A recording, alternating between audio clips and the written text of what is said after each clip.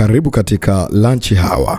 Chakula chetu cha leo kitatoka kwenye kitabu cha Waebrania sura ya 1 mstari wa 1 hadi ule wa 4. Mungu ambaye alisema zamani na baba zetu katika manabii na sehemu nyingi katika njia nyingi, mwisho wa siku hizi amesema na sisi katika mwana aliyemweka kuwa mrithi wa yote, tena kwa yeye aliufanya ulimwengu. Yeye kwa kuwa ni mng'ao wa utukufu wake na chapa ya nafsi yake, akavichukua vyote kwa amri ya uweza wake, akisha kufanya utakaso wa dhambi. Aliketi mkono wa kuume wa utukufu wa ukuu huko juu. Amefanyika bora kupita malaika kwa kadiri ya jina alilolirithi lilivyotukufu kuliko lao. Maandiko matakatifu yanatuonyesha ya kwamba Yesu ameinuliwa na amepewa mamlaka na amepewa nguvu. Jina lake ni jina la kurithi, lakini jina hilo ni kuu kuliko malaika. Jina hilo lina uweza kuliko majina yote. Jina la Yesu ndilo jina pekee tulopewa wanadamu. Linaweza kutuokoa katika mahitaji mbalimbali. Linaweza kutusaidia katika shida mbalimbali. Waebrania anajaribu kutuonyesha kwamba Yesu ameketi mkono wa kuume wa Mungu Baba. Hivyo yuko ndani ya mamlaka. Tukiomba chochote na kuomba lolote kwa jina hilo, kitatokea na kitakuwa chetu. Na ndio maana tumeshauriwa katika maandiko ya kwamba tuombe chochote, tuombe lolote, yani lolote.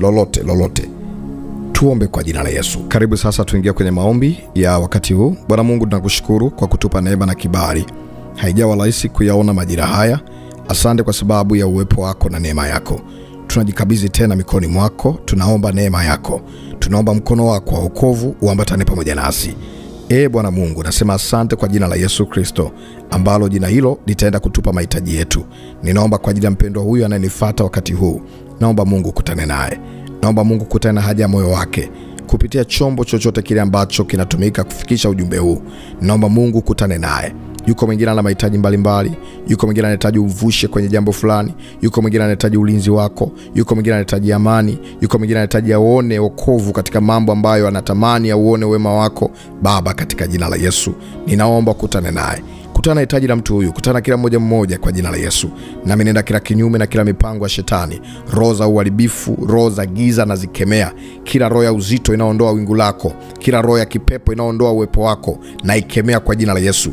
Na achilia neema ya mahusiano mapya na mpendwa huyu, na achilia kibali. Kama kuna mahali ambapo amekukosa, Mungu naomba rehema zako, naomba huruma zako, naomba msamaha wako kwa jina la Yesu.